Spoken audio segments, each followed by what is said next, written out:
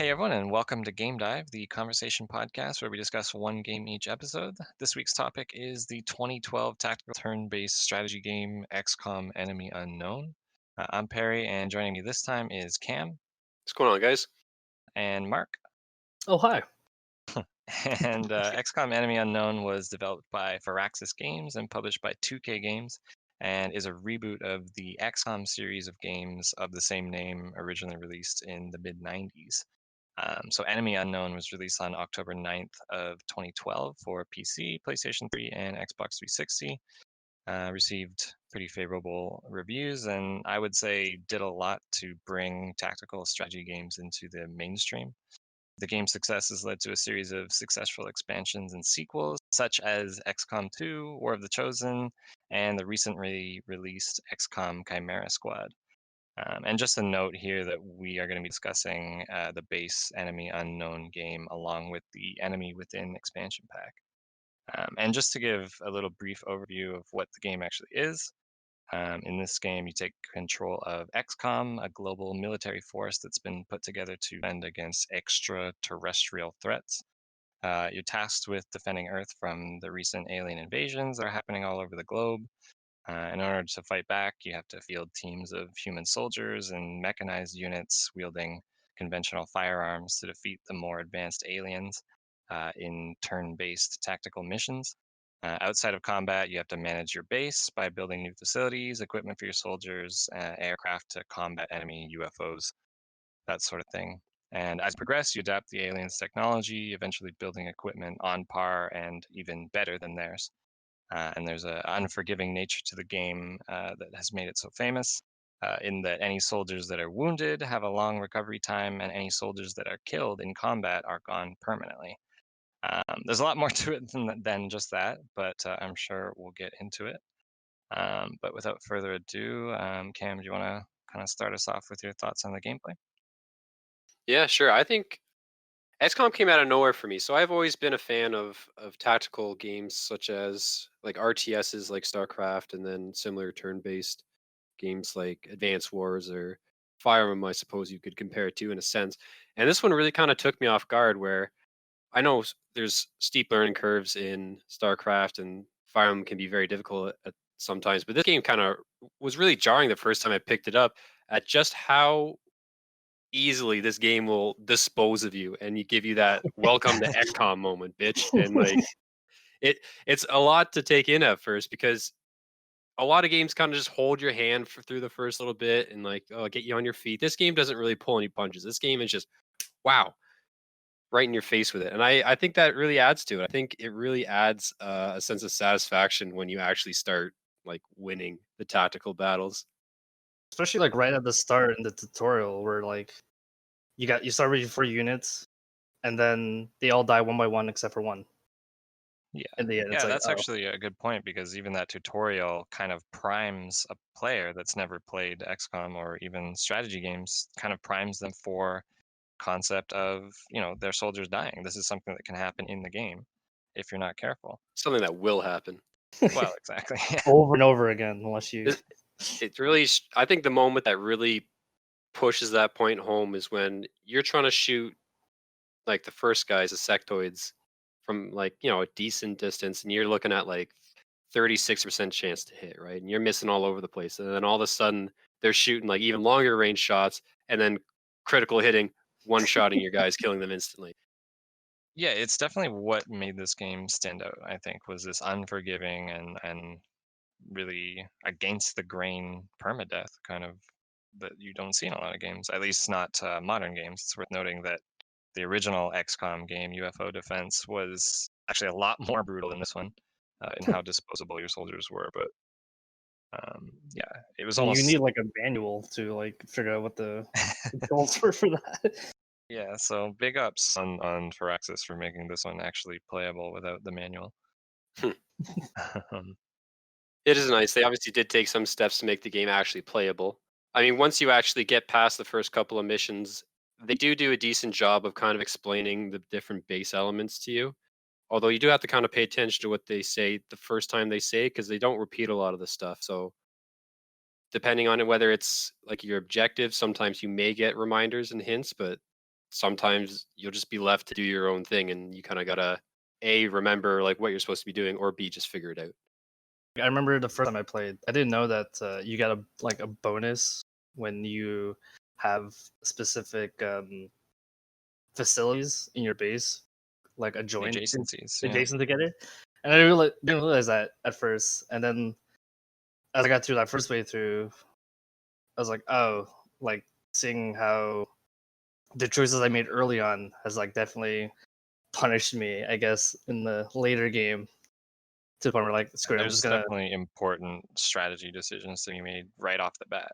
Oh yeah, But yeah, you're right. Not everything is explained super clear, which I think is fine actually, because this game and a lot of strategy games are really about learning how the game works and iterating on your strategy to be more effective and optimize the way that you play.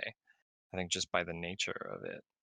It definitely feels like you're almost supposed to either lose your first time playing or like I guess save scum, but again, that's scummy. whoa.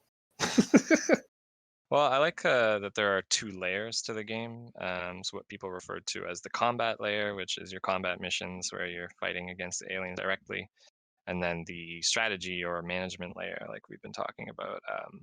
I think it adds a nice variety to the gameplay and the decision making because you have your really intense combat situations, which can be difficult and frustrating and also very satisfying and rewarding. And then on the flip side, you have some downtime in between where you can kind of decompress and plan out your next moves and maybe try to reflect on what you can do better or what you can try to do next time if you made any mistakes.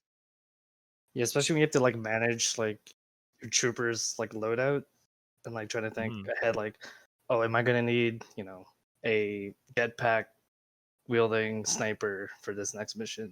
Answer yes. A Yes, simple flow 100%. chart. Simple flow chart. Do I want a sniper with a jetpack? Yes. Especially how snipers can be OP late game. Oh my god. Yeah.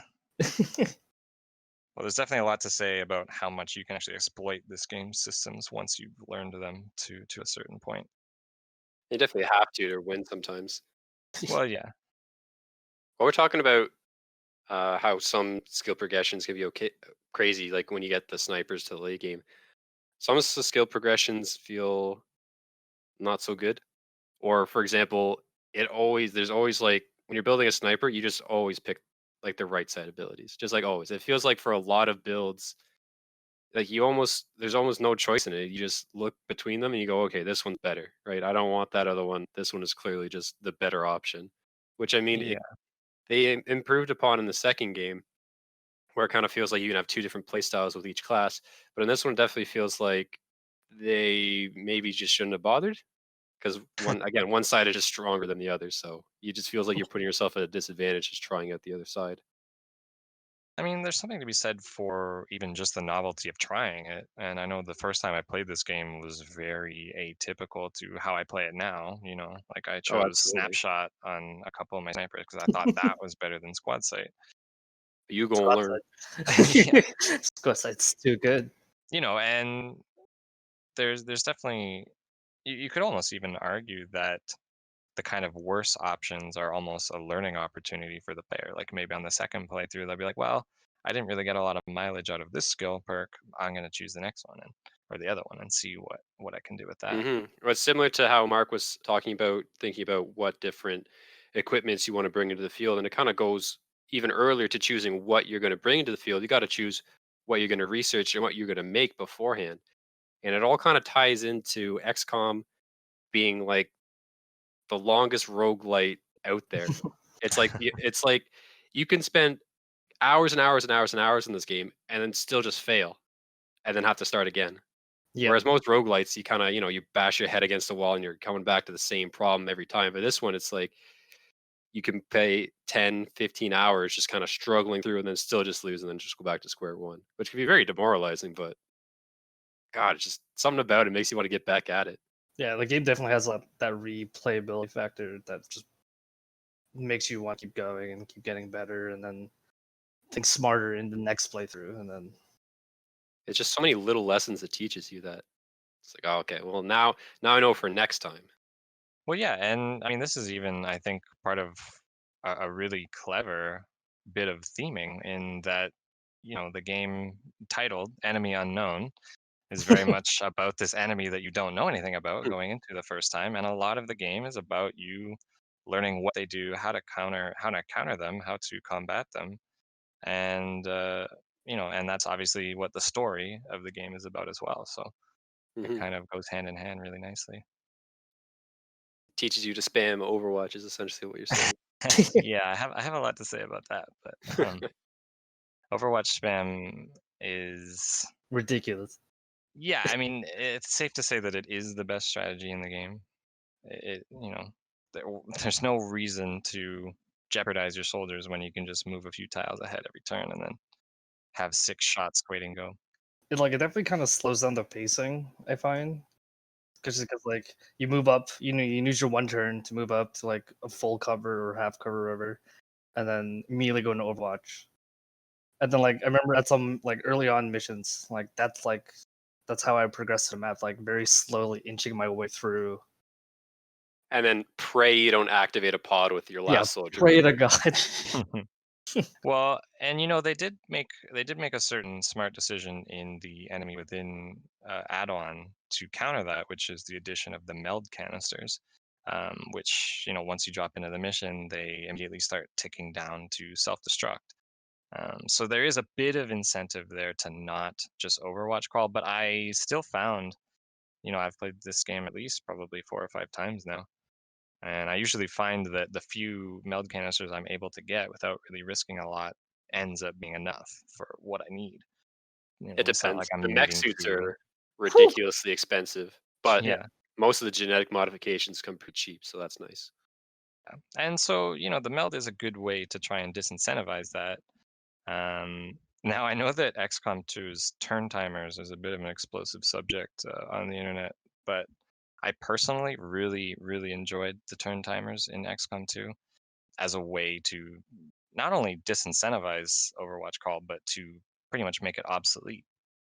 Quite often, you have to be, moving your soldiers very quickly through the level in XCOM 2 in order to even win, which for me made it a lot more frantic and a lot more interesting Yeah, it kind than of I find this forces game you to to get be. your feet wet, right? Yeah, Instead exactly. of like Overwatch crawling through because you're scared of possibly losing a soldier. It's like, look, you're gonna have to make some tough choices. You're gonna have to roll the dice. If you make it through with everyone, great, but odds are you're gonna lose a guy if you're gonna finish and complete this mission. Get the next rookie lined up. And so, at least for me, winning by abusing Overwatch crawl at this point, having played the game so many times, is not that fun. But the issue is that that's the most effective strategy. It's kind of hard to not do that. And there's a really great video on YouTube by Game Maker's Toolkit on YouTube called Protecting the Player from Themselves, where he talks about this exact issue in Enemy Unknown. And there's a great quote in there by the lead designer for Civ 4, Civilization 4, where he says that given the opportunity, players will optimize the fun out of a game, which is what I feel has absolutely happened here with Overwatch Crawl. I think coming from playing the latest installment, Chimera Squad, I find Overwatch in that game, like Overwatch crawl, to be less prevalent, especially because now in Chimera Squad, Overwatch is like in a cone, so you kind of Yeah, have it's to a much like, more deliberate action, which yeah. I really like that change. And again, it kind of, I guess, goes in hand with the new turn economy, where it's like instead of having all your troopers go and then the aliens go, now it's like you have your one agent and then X number of enemies and then the next agent, but you can like change up the turn order. It's an interesting change from the norm, and I like it as kind of an exploration of what they could do. But call me old-fashioned, but I like the old red team versus blue team, one turn at a time. Amen. I grew up playing Fire Emblem and Advance Wars a lot, so that was kind of my experience with turn-based strategy games before this one. I'm pretty sure this was my first ever real like turn-based game, and like I remember getting XCOM when on like a humble bundle like a few years back, I think in 2015, and like before then, like the only other like RTS game I've ever played would be probably like Warcraft or Starcraft. I would say like this game has definitely made me think a lot more tactically into like going into other similar games Hmm. and like coming to terms with like making, I guess, the tough choice at the time and hope for the best. Yeah, you can't just smash your head against the wall till the wall breaks. Can't just keep moving all your soldiers forward and then hoping to not get killed by a sectoid.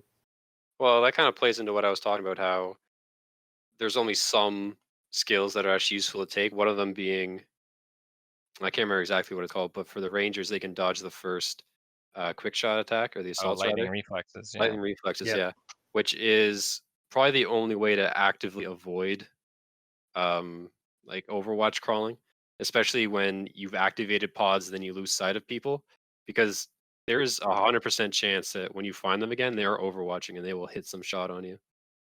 Yeah.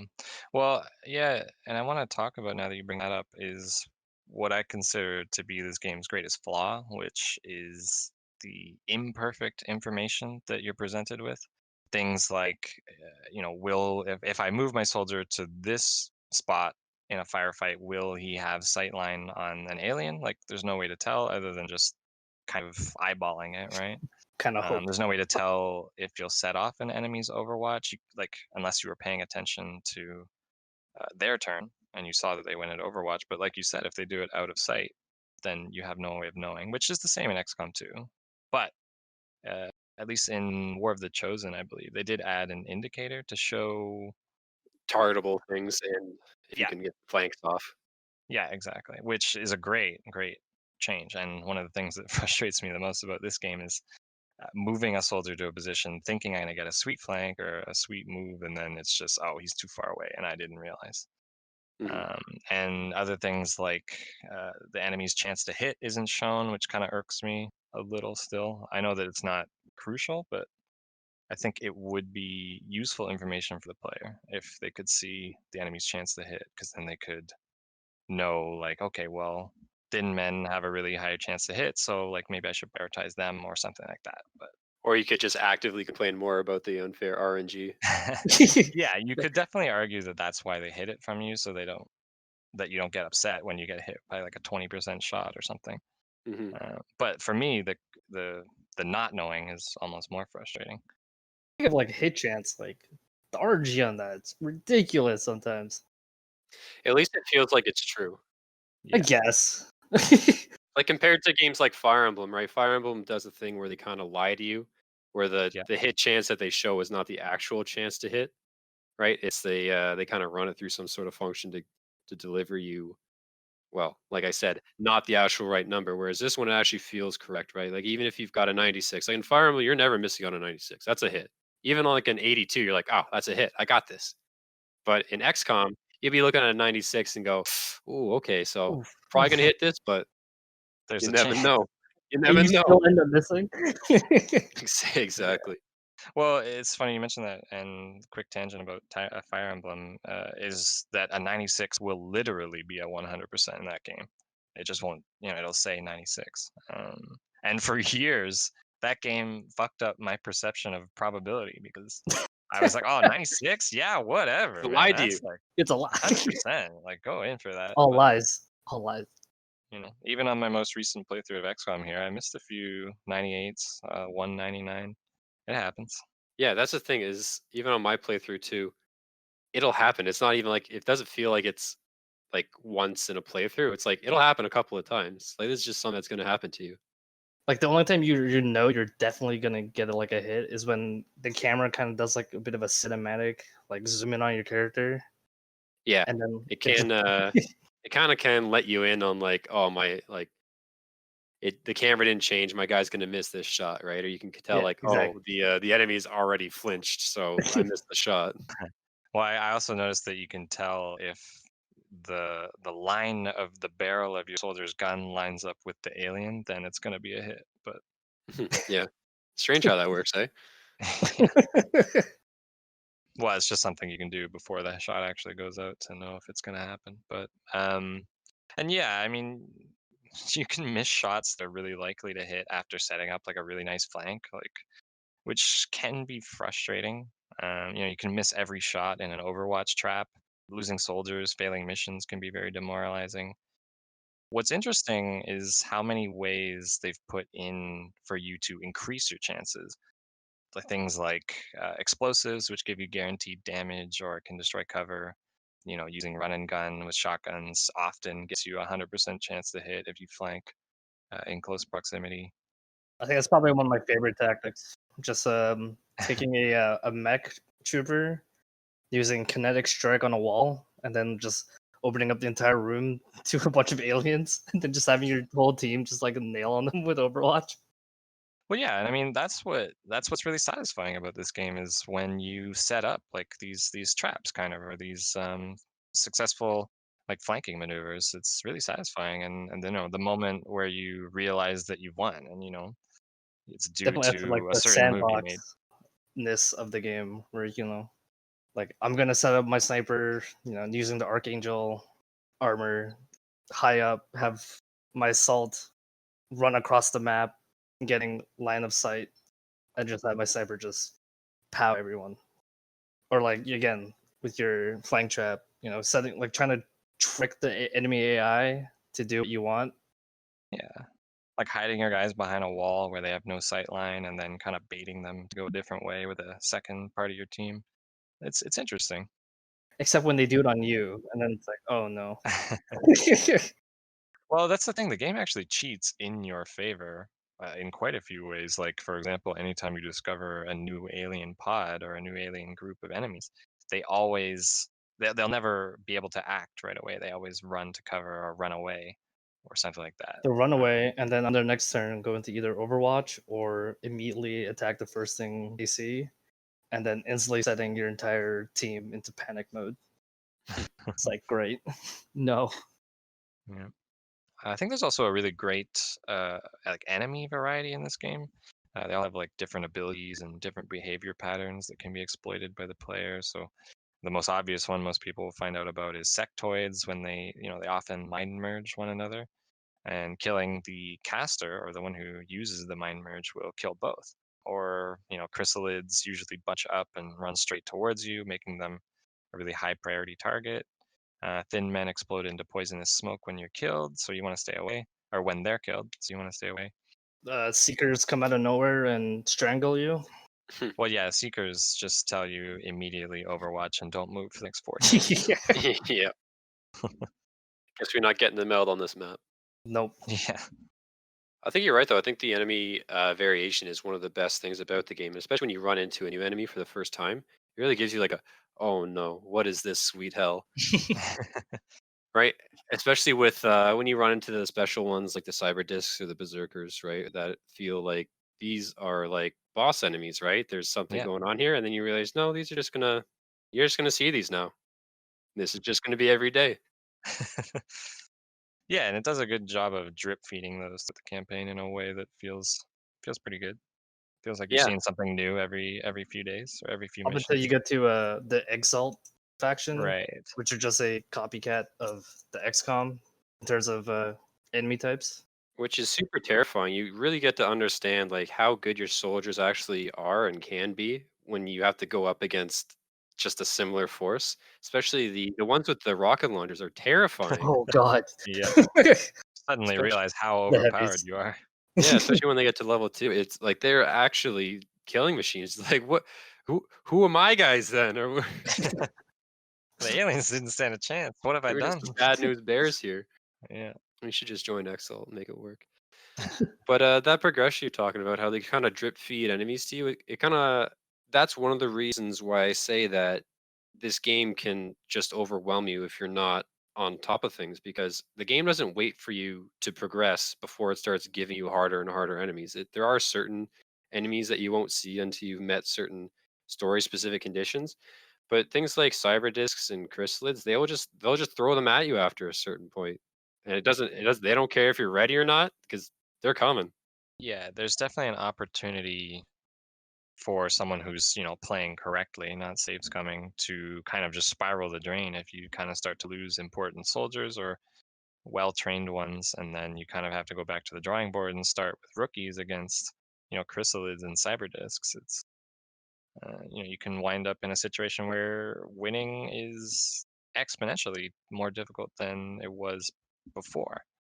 which I'm sure is by design. But Absolutely. Teach you a lesson. Sometimes you just gotta let go. Gotta let go of that rookie. That general, did you really like them? Yeah, after spending like hours trying to figure out the best customization for them and like changing their voices and all that, Yeah. Getting their nickname right, get their their armor nickname set right, give just them right. medals with awesome buffs, only for them to die the next mission out. It's like great. Why? Heartbreaking, but you gotta move on, man. You might even have to move on so far as to just start a new game. Yeah, that's happened to me several times.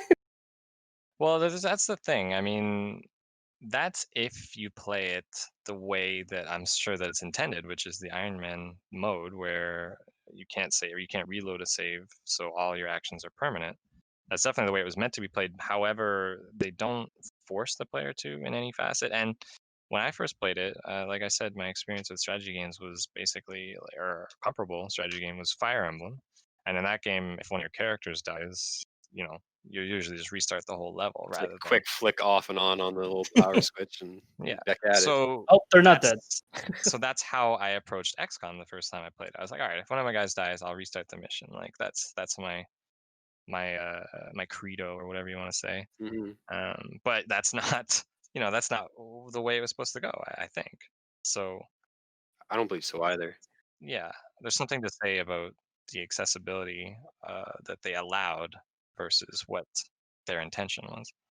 Like I definitely like that it's an option. And I know the first time, like my first like complete playthrough, I didn't have Iron Man on, but I never actually like saved Scrum. Like I never like went back and saved to like because my general died, or like there's an achievement where you have to have one soldier survive all the missions that you ever played. Yeah. And like I remember it got really close, but it got to the point like Cameron was saying, like I just let go and just like I didn't like go back save or whatever. I just kept moving forward. But Which is like good because that's what this game is all yeah, about, is the accepting loss, really, accepting failure. But it allows you to dip your toes in, right? Check the temperature of the water and then get in, right? You can, like, I'll admit, I saved scummed a bit on my first playthrough. I probably didn't lose a general like the whole time I played. And then you understand, okay, well, I mean, that was kind of boring. I'm sure there's more to be had in this game. it gets to the point where you consistently have the same like 6 or 4 soldiers throughout your entire Yeah. playthrough. You don't really use anyone else. Yeah, well, it's worth noting in this game and in XCOM 2 that the first half of the game is considerably harder and, in my opinion, more interesting than the second half, at least Hmm. on normal and classic. Right. Which is a shame because the struggle and the hardship and the eventual triumph are what makes XCOM so good and so fun. And the latter half of the game has a lot of really interesting enemies, a lot of really interesting equipment for your soldiers to use. But the issue is just that it's such a delicate balancing act of not making the aliens so strong that you can't defeat them without the best gear, and also making it so that the player isn't so powerful that the game becomes trivial. Well, I think in the second game they did a good job of adding new ways for the enemies to attack you or impede you, other than just making them hit really hard or having lots of health. In this game, they do an okay job of that, but it does feel like outside of the psionic ones, so the sectoid commanders. I guess obviously the sectopod being a big enemy, and Hmm. the ethereal ones. There doesn't seem to be a ton of different ways that you interact. Well, I mean, you interact differently with the enemies. That's not what I'm trying to say, but the difficulty, it's mainly scalable through, again, damage that you take and hits that the enemy can take. And I mean, like you mentioned, Mark, like how you'll end up usually just steamrolling with the same six generals over and over with your A team. I mean, that's something that what they addressed in War of the Chosen by adding a fatigue system. So where your soldiers will tire out after I think 2 missions. They'll go into tired state. Which worth mentioning actually for this game, the Long War mod was kind of, I guess, the first. They did it first. They had fatigue system in there where anytime you send a soldier on a mission, they'll immediately be fatigued for about 4 or 5 days afterward. Right. And then you can still send them on a mission in that state, but then they'll come back wounded after that as a guarantee. Do they get any stat penalties being They fatigued? might have gotten like a permanent will loss. I'm not sure. Right. But yeah, I think that was a really, really smart choice, both in Long War and War of the Chosen, because it forces you to have a deeper roster and actually feel more of your soldiers and have less of them sitting on the bench the whole game. I think like the first time I tried, or when we were playing like XCOM like recently, like the first time I tried a classic Ironman playthrough, I learned early on you should probably use other soldiers instead of like your A team or whatever was becoming the A team. The game, because how the game is like inherently difficult in my eyes, at least. Yeah, Like you lose soldiers relatively quickly early game, depending like if you're not thinking, I guess tactically and smart, especially which I find in like Ironman mode where it kind of changes up the game compared to like when you're not playing Iron Man. But eventually, once you like you learn, or I guess in my case relearn, then it's like okay, then I can start getting out of it. yeah. Yeah, definitely Iron Man is very interesting, and it creates, at least for me, a very romantic idea of what the game can be. Is, this hard fought war where you take some losses, but eventually you come out on top, What usually ends up happening for me if I try a higher difficulty is I'll stick with it for the first few missions, and then when I start to really get destroyed and lose a lot of soldiers, I'll be like, well, I don't have a chance. Mhm. I'm probably just gonna stop. And then especially when you have like long war mode on or the mod, it's like oh boy. Yeah, well, Long War is a very interesting mod for sure. It changes the game considerably. In so many ways. Yeah. But the biggest thing it does, I think, overall, is to make failure less of a crushing blow than it is in the base game. Right. Because in base game, you start with, I want to say maybe 15 soldiers, 18 soldiers, and you have to spend actual money in game to get new ones, and then the new ones show up and they're just rookies. And so when you lose your more highly trained ones, it ends up being quite the crushing blow and demoralizing. So the good thing that Long War does, they start you with, I want to say, about 40 soldiers, and they have the fatigue system, so you kind of have to field all these different teams to make it happen. They also go through and do a rerouting of all the skills and classes, which I think aids with that. So there's more opportunities of different combinations of squads that you can have going into the battle as well. Yeah, really smart mod. Definitely check it out if you're hungering for more XCOM. But it's also extremely difficult. Or if that's not your taste, you can always download a stormtrooper mod and just make your soldiers look like stormtroopers, and then you Yeah. can really miss that 96% hit chance. Yeah, so in the context of Iron Man and the higher difficulties, there's an interesting narrative theming, I guess, to this game, which we've been talking about a lot in the gameplay, in how not every alien abduction can be stopped, not every fight can be won, not every country can be saved, which is meant to make the game feel more like an actual war and just less like one victory after the other, like most games are, where it just ends up being a series of perfect decisions. All I do is win, win, win, no matter what. Exactly. So, I mean, it creates an interesting dynamic where it seems like you're not expected to win every encounter and are meant to accept some amount of failure. You may have lost the battle, but you haven't lost the war just yet. Yeah. And I mean, there's that classic Picard quote from Star Trek where he says, it's possible to commit no mistakes and still lose, which I feel like is kind of where the design philosophy takes from a bit in this game. Sometimes you aren't going to win every fight. And to talk about Long War again, they take this concept a lot further by giving you a larger roster, and because this makes the individual losses count for less. And I think this actually makes it better because when you have your highly customized soldier, you give them a funny nickname and a funny hat, and they're your favorite guy. And then when they die, the urge to press the reload save button is pretty great. No, not Jimmy Doomsday McGee. Yeah, Why? exactly.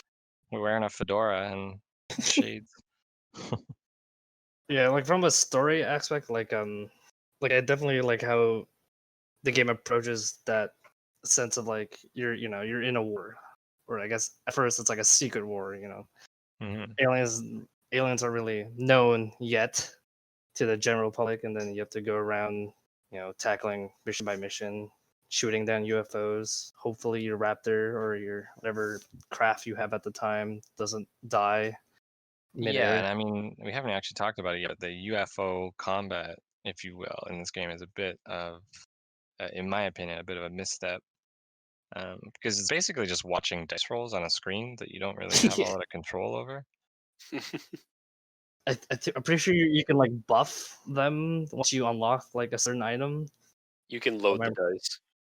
Yeah, so you can buy those little augments, make you hit 2 shots in a row or dodge 2 shots in a row, whatever the case. But you can also buy new armaments like plasma cannons or laser cannons to do more damage, have a better chance. But even when you do all that, it's still kind of like it's not very transparent what's happening.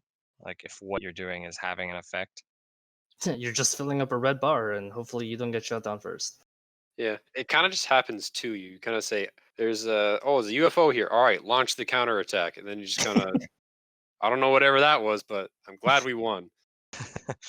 Yeah, well, a lot of the time you're just gonna press the engage button, and then either you win or you have to abort early, and then okay, the UFO gets away. Yeah, especially when you do use the mods like the extra dodges or the guaranteed hits, like, and then you still lose. You go, "Well, why did I even make this thing? I've won before without using these. Why would I bother?" Well, and that's the thing. It's not even that being unable to shoot down the UFOs is a problem. It's just that it's hard for the player to tell what they did wrong in that, and I think that's why it's a bit of a misstep for me. In a way, I think. Well, the reason I always take from it is I almost always neglect upgrading the weapons on my intercept fighters. And so, like, okay, I get it. I should spend some money on these things, stop neglecting them, maybe actually put one in North America this time. So I like that from a certain perspective, because it tells you, like, look, I see you're getting greedy. You're greeding out trying to get that early level 2 armor for your guys, but now we're gonna punish you. The game's not over. You're gonna still go back into it. You're gonna have other chances to shoot down other aircraft, but this one's a miss. You're gonna take a loss on this one, and I really like that. That it just kind of, it gives you that father moment, right? It's like, you messed up. You have to take your licks here, but we'll get over it. Good point. And I mean, there are real repercussions for missing the UFOs. Like they'll sometimes shoot down your satellites, which is actually pretty brutal. Oh my god. And God, sometimes they'll increase panic in companies, but sometimes they'll just land, and you'll just be like, "All right, well, come at me. Let's go. yeah, Let's fight. save me the trouble." And then they say that it's a harder encounter, but, like, is it? I always find those just to be lies. Is it really very hard? Like, is it really that difficult? Especially, I mean, I guess in the later game when you have like super soldiers, it's like, oh yeah, this is a bit of a breeze. It's worth mentioning that the difficulty assigned to each mission only dictates how many pods of aliens will be there. Right. So on normal, I think like an easy mission has 2 pods of aliens. Hard has like 3, and so on, increasing. So it doesn't necessarily take into account what types of aliens are there. No, because there can be times when you're into the late game or into the mid game, I suppose, when you've got the laser weapons, level 2 armor, and you'll come across a very hard mission. And it's just like 4 pods of 2 thin men, and you go, well, "What the hell was that?" Yeah. Well, and also because enemies' health doesn't scale up as the game goes on. So when you run into thin men and sectoids in the late game, it's like, well, this is just silly. I can one-shot them with anything I have. Hmm. How about you just go ahead and die for me? I like it on harder difficulties. Because on harder difficulties, when the sectopods are accompanied by sectoids, you really want to spend so much of your firepower just putting down the sectopod as early as you possibly can, that sometimes the sectoid can just get in some nice little chip damage. It's the same way that the cyber disc has the kind of drones that fly around. Again, not a huge threat, but like if they hit your guys for 2 damage here and there, it can kind of add up. Oh, for sure. I mean, any damage is bad damage in this game, Oh, that's for sure. for the most I think part. I think from this game I learned the tactic where you always want to tackle the weaker foes first before tackling the big guys. Well, it depends. If it's a berserker, you probably want to deal Oh with yeah, that one. 100%. But like for example, like if you have like a bunch of sectoids and then you have like a mectopod, it's like, okay, if I just focus my entire team on the one big unit, I'm pretty sure like the weaker minions are gonna just slowly, tick away at Well, my they'll get a chance to shoot, yeah. but I mean that creates an interesting decision there where you have to choose to take some hits for the greater good. Like you have to take down the sectopod before it one shots your guys, right? Yeah. Yeah, you either take 7 or 8 from that, or you run the risk of those sectopods kind of getting around a corner and maybe critting your guy for 3 or 4. Actually, those guys can crit for like 6. What am I talking about? Yeah. So maybe we'll talk about the story and presentation elements a bit in this game, which they're definitely not the main focus, but there is something here. They do have your Dr. Shen, Dr. Valen, and Central Officer Bradford who chime in every so often with the little tidbits about what's going on, and they introduce an interesting narrative thread of how you have to kind of sacrifice your humanity in the name of the greater good. You have to allow your soldiers and civilians to die, countries to leave the project, and capture aliens to interrogate them. And mech troopers are particularly grotesque. I mean, Hmm. Let's just cut off can we all just your talk limbs. about for a second? Yeah, why do they have to cut off all the limbs? I must have missed the memo. Can you just keep those on there? That's how else Somehow you're supposed to get integrate an it? exoskeleton into like a giant body armor of mech. Well, it's science fiction. They can do whatever they want. Yeah, they probably go went like the Iron Man route. It's just a suit, but Yeah. Well, they certainly did it to make it feel more gross for the player. Like this is an Yeah, awful thing to do to a person in the name of the greater good. in the name of victory, baby. Yeah. Now, so that's kind of the narrative thread that it presents, but it never really turns around and says, "Look at what you become." It kind of just allows you to bask in your successes and feel It really justified in your does. actions by the end. congrats, you have a well-oiled killing machine. Have fun. Yeah. Congrats, you're meching crit guys for 20 damage from across the map with his railgun. You did it. You Thumbs want up. a flamethrower? Why not? I mean, I do agree that they could have done a little bit more with the story, and like you say, they could have, put it in your face that like, dude, look at what you're doing to these people. This is not good. Look how many people you've killed in your wake. Look at how many countries you've left abandoned, and how many other cities you've left to be invaded by the aliens. But at the same time, I do kind of enjoy the almost to a sense the lack of in-depth narrative and just kind of the overarching story that they provide, so you can really just kind of play the game and just kind of you don't have these big pauses in between the action. Like you play a mission, okay, that was great, you're back, you do like a couple minutes of base building, you choose some new research, and then bang, you're back into the game again. I do like that you kind of choose the pacing of the game. Yeah, I think that's a great point, actually. And you're right. I think having any more story than what's currently here would hurt the replayability a bit. Because you're right, you can just jump back in, you can always replay it, and you can always skip cutscenes, what few there Yeah. are. Hell, you don't even have to listen to like Shen or Valen, blah blah blah blah blah blah blah. You can just like go back to the to the situation room or wherever and start looking for more things to shoot. I definitely like that they with Enemy Within with the Exalt faction, they kind of break up the gameplay pacing where at some point in time you have to like try to determine which country has the Exalt base. Yeah, it's a nice little gameplay loop they add in there. Although I will kind of say I wish there was a little bit more story to the whole Exalt thing, because they are obviously genetically modified, right? Like you've talked about, but like there's no mysterious benefactors or like anything you can kind of point fingers to or nail down. And by the end of it, you find their stronghold and you kind of kill everyone there. And you're just like, all right, I guess we're done here. It's like, well, what That's the on the hell was back of that? everybody, yeah. What were they even trying to do? I believe they, because I looked this up like a few years ago, and I'm just now remembering. But like, I'm pretty sure like their main goal was to just use alien technology for the betterment of themselves, Hmm. and just like they're just like the anti XCOM. It's like, But why should yeah, we? but it seems like a means to an end, and we just weren't provided with like the end. Like, what was their true end goal? Well, yeah, I mean, I think it would have been fine if they came out and said that Exalt was being controlled by the Ethereals, kind of like, well, Mass Effect, bit of a spoiler, but Cerberus in the end ends up Well, being I didn't controlled by know the that. Reapers. You guys didn't know that already, but Well, and that's kind of what I was hoping for, just kind of like a nega Officer Bradford, right? Just like give him like I don't know, give him like a scar Yeah. down his left eye, and you're off to the friggin' races. Just give me somebody to be like, give me a face for this evil organization or something. I don't It's know. like It just it's needed something. Hydra. It's all fine. Like even that then like that would have been cool. Like if you were to like find out or like someone on the Grand Council is actually just an Exalt like leadership. Like Yeah. that would have been a Or like by cool. the end of it, you find out like, oh, like Japan has been harboring the Exalt cell. It's like, well, are they just they've been funding us money this whole time? They're just gonna like keep giving us money? Or are we just gonna be chill? It's like, you got us. Is that the implication that the country's government is personally harboring them?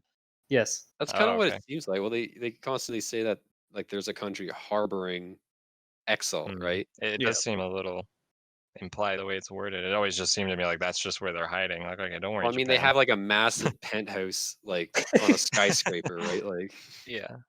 you can fly a helicopter around and see these fools. Like have you seen their base? It's so nice. Like It it's is like, nice. hardwood Oh, and flooring. they have the Nega Hollow Globe too. So you got Exactly. that Yeah, and then I at the can't end. remember who it is. It's like Shen or Bradford was like, "Oh, it's so tacky in there." Like or no, he says something about like, "Oh, I prefer like function over form." Blah blah blah blah blah. It's just like, dude, we got our asses kicked by these guys like 2 days ago. What are you And then on about? when you compare like the gear that they wear versus your XCOM troopers, it's like they're just wearing business suits with bandanas. Who are these guys? Dude, I don't How know, do they but they have as look much health fly as as our fuck. soldiers? Or alternatively, like I do like how at one point the aliens find your base and you have to defend it. I would have liked there to be like a similar thing, like a race almost between Exalt, where if you don't find them in time, they're gonna find you, and then you're gonna have to defend against them every like I don't know, every month until you find them and deal with them. Yeah, definitely the base defense is a really interesting mission, and it's nice the way it ties into the narrative. Yeah. Or like have you guys played all of the or any of the I guess the DLC missions that they've added? Oh, Slingshot and Like the Slingshot, Furies? I think it's Fury and Prodigy. I can't even Yeah, say the word. probably. Yeah, the one you get the Chinese guy, and then the one where you get the French psionic lady. Oh my god, her accent is so obnoxious in English. Good lord. But yeah, I think they're an okay addition. I like the triad mission. Again, it's not like totally clear why they thought that that would be a really cool addition. It is a little weird. Like you just show up in well, I assume somewhere in China, In China, and yeah. then he just shoots a sectoid with a 9mm in one Yeah, shot. sure. It's like, It's like what's going on? This is I weird. thought I only used for humans, and then he throws away the gun. It's like no, you could have, Yeah, what? bro. Yeah. Unbeknownst to us, any city with large amounts of gang violence are totally unaffected by the alien invasion going on right now. But he just kind of like said, "I'm taking a lot of risks by like betraying The the triad. triads," and he joins, and then he gets all his limbs cut off and put into a cyber suit. Well, that's not canon necessarily, but That's canon for and me. do that. Yeah, that's also canon for me because that's exactly what I did. But there's that, and then I do like that there's a bit of an introduction for like psionics in the game, although it still doesn't feel like psionics really has a big point. Like if we are going to talk about the actual overarching point of the story, is like the ethereal ones are looking for something that has great psionic potential, but like a sturdy physical frame at the same time, which is why they're so interested in humans. And like the whole psionic bit, like you need to have a strong enough psionic operator in order to progress to the final mission where she has to I can't remember exactly what the device is called, but essentially use the device, suss out where the mothership is and get your boys there. A Gollop chamber. Yes, that's right.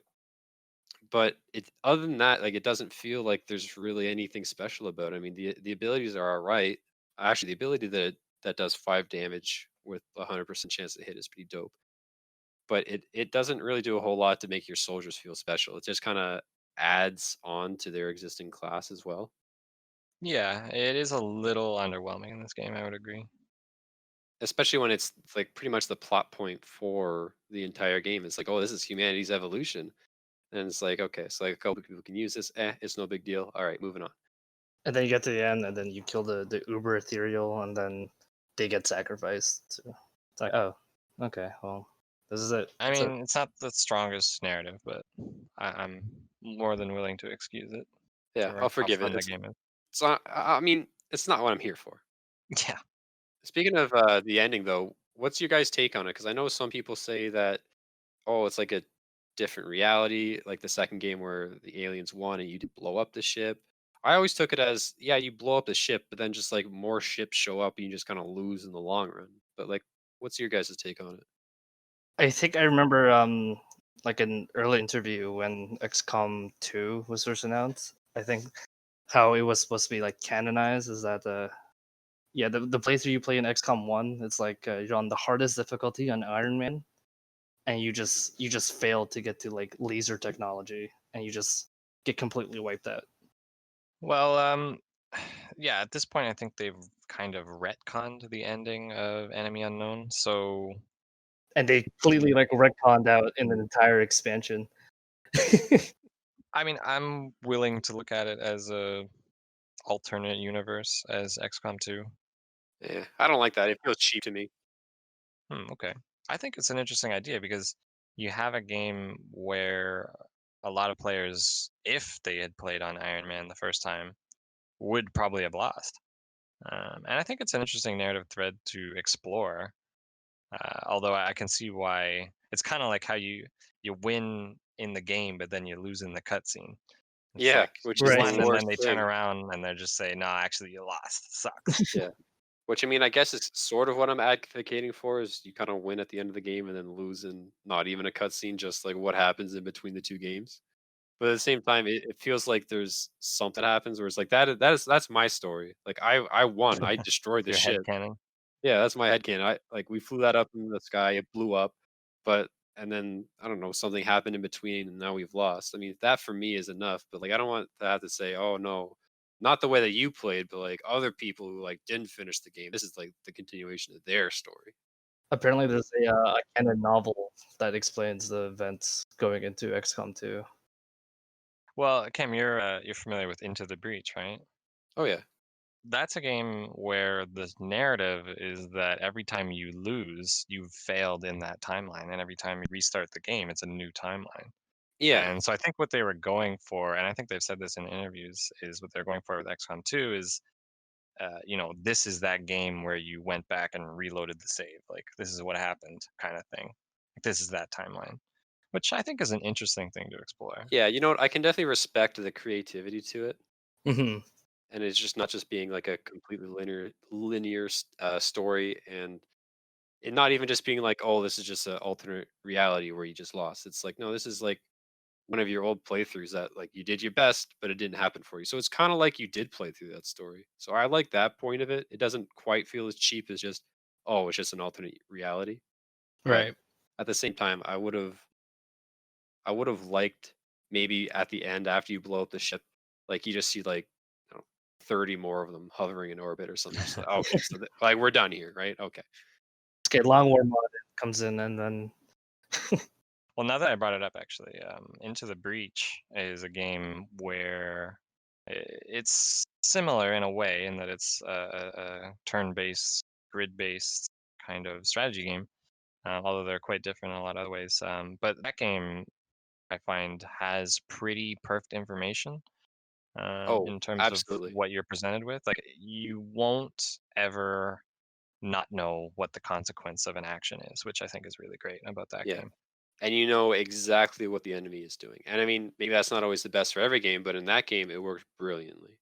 It gives you every tool you could possibly need to solve the puzzle, and then it's up to you to solve it. this is the first time I've ever heard about this game. Oh, Oh, it's it's great. brilliant. It's by the same guys who made FTL Faster Than Light, and it's great. Although it is quite different to XCOM. But it just want to highlight how much I appreciate having perfect information about knowing what my moves will do, which Yeah. sometimes this game misses the mark there. Well, I like that. Well, like we've already spoken about the enemy unknown bit about how you are discovering things you don't know what's going to happen. But you're right. When you get to different playthroughs, or even just further through on other playthroughs, it's frustrating when you don't know what's going to happen. You feel like I've put in the time. Why do I still not know what's about to happen here? And I mean, they've gone and they've fixed that in later releases. So So good for them. Iterating on mistakes. What is this? Yeah, good stuff. It's funny, just as a note for presentation, I guess, how obviously this game had only so much budget for its maps and its geometry design. It's funny that for a game that spans the entire globe, that every map looks like a small North American town. Yeah. Pretty much. And it is a shame that they couldn't kind of expand that, but I think with Except enemy, for the Newfie level. yeah, Yeah. I remember that one. I think the total maps in the game, I think it's 80, and supposedly you're not not a lot. supposed to see like every map in one playthrough. But I'm pretty sure there's been times where I played like the same map. Yeah, I'm glad you Oh, brought that up because absolutely. there's definitely a pretty good variety. And yeah, I think you might in the over the course of a whole game play a couple maps more than once, but it's like a really nice variety. Especially early game where you're constantly in a diner for some reason. It's like, oh, what? Can we not be in like a highway? Yeah, the presentation also does kind of falter when you're talking about maps as well, where there's kind of two real types of layouts. There's a layouts with a large building in the center of the map, and there's layouts without a large building in the center of the map. And that's kind of how it plays out. And you don't really know going into it, but like obviously layouts without large buildings, you want like snipers, and layouts with buildings, you're gonna want assault guys and stuff like that. So there's kind of especially when your sniper guys aren't fully loaded out and colonels or general ranks where they just kind of become useless on this map that you brought them to, and you really have no way of knowing that beforehand.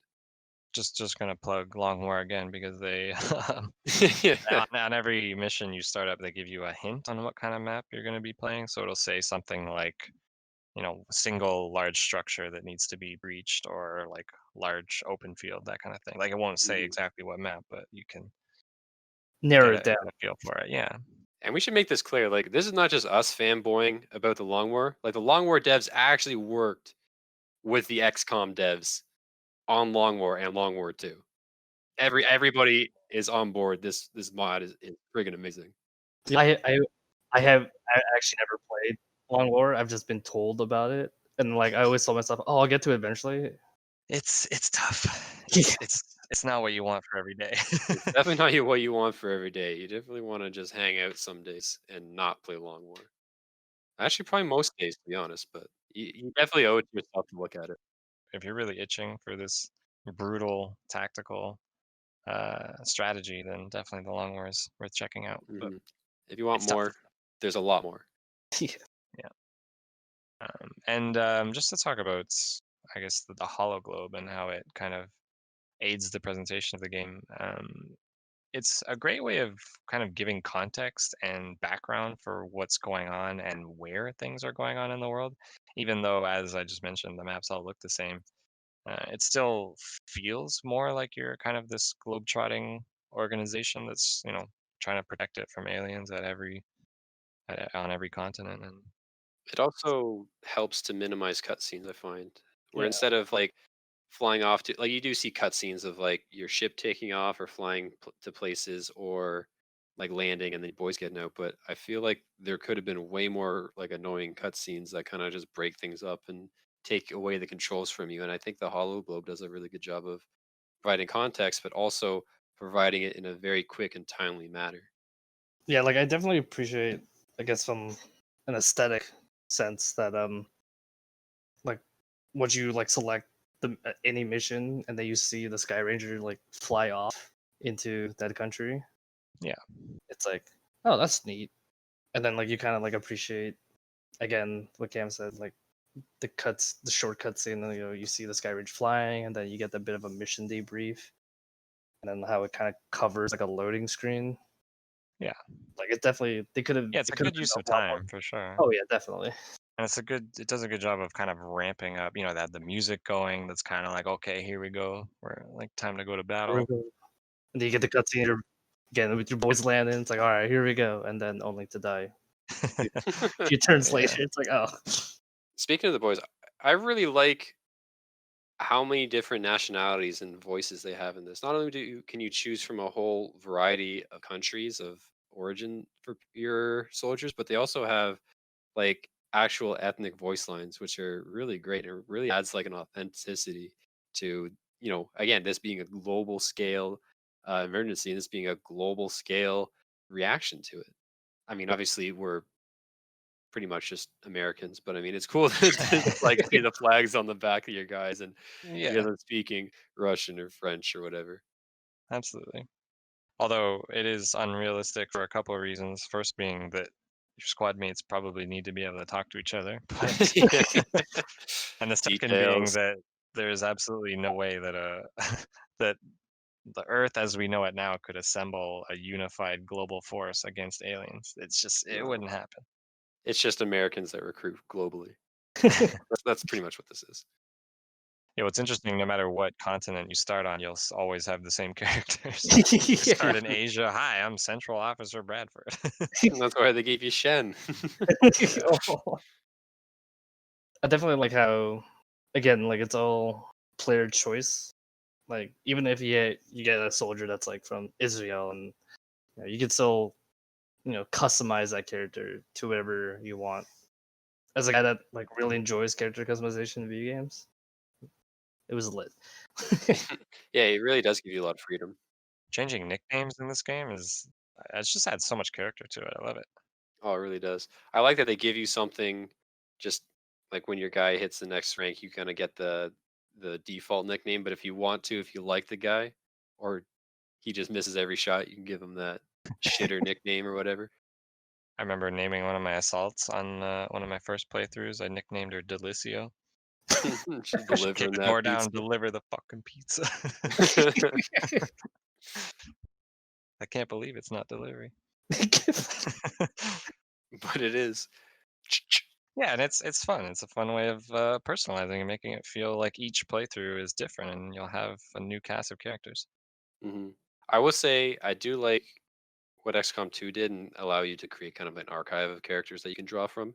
Because again, when like you spend time, like we always like, we keep saying you put all this time into characters and they die and then they're just gone. I do like that you can kind of recover some of them, Hey, Yeah, it's Jeff absolutely. Jr. use them again. Cool. So maybe we'll move on to some questions here, closing questions. We'll start with Mark. Sure. So we've been talking about Ironman Mode a lot and how it's, I would say, clearly the developers intended mode for the player to play. Right. Do you think they could make this the default mode for the game? And like, I guess, how do you think that would affect the initial player experience? In my opinion, I kind of like how it is now, how it's an option, because not every player is the same, and not every player wants to like have that one save Ironman mode, and then if they die, just make a new playthrough. Because I will admit, like there's been a few times where I have save scrummed, especially like when I first started playing this game. Yeah, I think most of us have. Yeah. And like it's okay to play that way. Like no one's telling you, oh no, you have to play it like by default Ironman. Absolutely. Like I definitely think if it's like a new person coming into the series, like it's good that hey, like this is something you can do if you want. If you play other games similar and like you like having the one save, especially when you have save files and then they all get corrupted. Definitely narrows down that. Yeah. But Yeah, so they could make it the default mode, but they this would could. definitely fundamentally change how the game is experienced by most people. It would be more crushing and more difficult, which is something that Yeah. can work. And I'll look at Darkest Dungeon for a second, which is a game that is Iron Man by nature. There's no option to reload saves ever. However, as a result, Darkest Dungeon is very difficult and is really unforgiving and ultimately is a lot less accessible as a result. And I myself have never even finished it because it's just so difficult. I think what that game fails to do that XCOM does very well is that you never feel like you really do well or you never feel like you actually win. Like in XCOM, you can take losses and like have your victories at the same time. But you will have like these moments of like, oh my god, I've done it. I've figured this game out, and you're Right. kicking ass. But in Darkest Dungeon, you always just feel like, oh my god, this is the worst. I can't believe it. That guy's now like fearful of arachnids or whatever, and then like it just constantly spirals, and it just feels like you never actually recover, you're never actually doing very well. And it just kind of it's frustrating, and it kind of just sets you back more often than you'd like it to. For sure. So they're definitely fundamentally different games, but just trying to highlight how my experience with those two games, I guess, has been very different as a result. And Hmm. the issue is that the biggest issue, really, for a big budget game like this is that it would hurt the accessibility, which Yeah. is Well, 100%. unfortunately something that's really important when you're pouring this amount of money into a project like this. Especially because like this game is definitely, let's say, like inherently difficult, even if you Yeah, play on just by normal, nature. just by nature. And like just having that, like, it just be an option and not like default on, I Well, appreciate it. yeah, that's the thing. It would change your perception of the reloading save mode Yeah. because if that's not the default, you'd be like, oh, well, that's like, the pussy mode for guys who don't want to play how it's supposed to be played. Yeah, but if you ignore the elitists on Reddit, you can just play it however you like. I mean, again, it's a single player game. I mean, I know there's a multiplayer game, but we don't talk about that. I've But never played it. it's kind of it's fun. Like, don't worry about it. I mean, I've actually got a bit of a confession to make. Like, I play it in an Iron Man format, but I don't actually play on Iron Man because Right, honestly, if exactly. there's like 2 or 3 missions that like if things go so wrong that I have to ditch the playthrough, I'm gonna go back to a save because honestly, right now I don't have the kind of time to go back and play through another full playthrough of this game. I just don't. So Right. Absolutely. Definitely, like I said earlier, for me at least, Iron Man's a very romantic idea that ultimately doesn't always work, yeah. unfortunately. Well, if I had all the time in the world, it would work. But again, I'll take all the losses. But if it's coming down to like a look, you're gonna have to reset this playthrough. Okay, well maybe I'll just load up this old save. I think I remember like my first complete playthrough. I think I only like went back and saved like maybe a couple of times. And this was like after doing like a lot of like looking up like hints and tips or whatever and advice. And like I think I only lost probably 4 or 5 memorable soldiers, but I never like actually went back and like saved them. Right. Like I Yeah, and just I like mean all right, that's definitely you have to accept some amount of loss, I think, for this game to work the way it's supposed to. was I going for that one achievement? Probably, but it's fine. All right. Well, last question. We've been talking about this a lot already, I guess, Cam, but how do you feel about the role that failure can play in this game? So stuff like soldiers dying or failing missions, that kind of thing. I think it really is one of the integral points to the actual experience. It really gives a set of stakes and values to the game and to your soldiers. And the highs in this game only feel high because there are such deep, dark lows and moments where you hate the game and you want to scream at your computer. But I honestly feel like failure is the only option you have sometimes. And I feel like that's a good option. It really makes it enthralling. And I think that, maybe there are some people who can't deal with failure. Maybe that's not what they're into right now. But I think that it really is what makes people so enticed to come back and keep playing it, right? It's the story of the classic struggle and then the triumph after effort put in, right? I think it's integral to the game. It definitely plays into like, with every failure, it's a lesson learned. So each time you fail, like you learn, that much more going into like the next mission or so on and so forth. Until you make the same mistakes twice, you just want to scream at Well, then yourself. you just smack yourself in the head. Then Yeah. Yeah, absolutely. I couldn't put it better myself. So I guess we can move on to some closing statements here. Mark, you want to give your final thoughts? overall, I think definitely enjoyed this game. Knowing my kind of play style and like having beaten it like once, it's kind of a game that like I would maybe play again later date, like I have for this episode. But like, there's definitely like a lot of charm and like satisfaction while playing this game, and I should probably play XCOM 2 now. Oh, absolutely. It's very different though, Oh yeah, I'm looking forward to it. in some good ways, Yeah. in some bad. And Cam? I want to end by kind of starting with my beginning of this game. I really didn't know anything about this game, and I really wasn't even sure what I was really getting into. Like as far as I knew, this game like didn't even exist. I thought it was honestly like a really old game when it came out because I just didn't know anything about it. It turns out it was like a year and a half, 2 years old, and it really did change the way that I look at these sorts of games, especially with even games like Fire Emblem that I've been playing, since the initial ones, the initial English ones release in America. This game kind of flipped everything I thought I knew about tactical turn-based combat kind of on its head, and it changed, what it's like to fail, right? It didn't turn it into like where before failing was just, oh, I'm getting dumped on in Call of Duty, right? Oh, this sucks.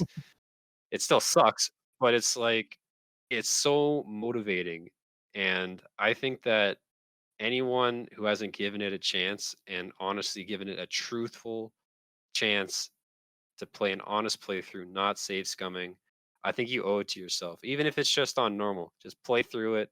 Don't save some, just feel the emotions that it has to offer. Because I mean, dude, sometimes it's gonna suck, but when you hit those good moments, oh, they're so good. Absolutely. Powerful stuff. Yeah, and I mean, for me, I'm a huge fan of this game and the Firaxis series of XCOM games, XCOM 2, Chimera Squad. I play this one or XCOM 2 at least once every few months because it's just so replayable and so repeatedly satisfying. And it hits a really nice niche in strategy games for me where it's not as mechanically intensive as a real-time strategy game like StarCraft, and it's not as sluggish and slow burning as a 4X game like Civilization. So I really like that about it. And I would easily recommend it to anyone who enjoys other grid-based strategy games like Fire Emblem or Into the Breach. I think that's going to wrap it up for us this episode. You can tune in next episode where I'm sure we'll be having a lively debate about The Last of Us. Thanks for listening. This is GameDive. Adios.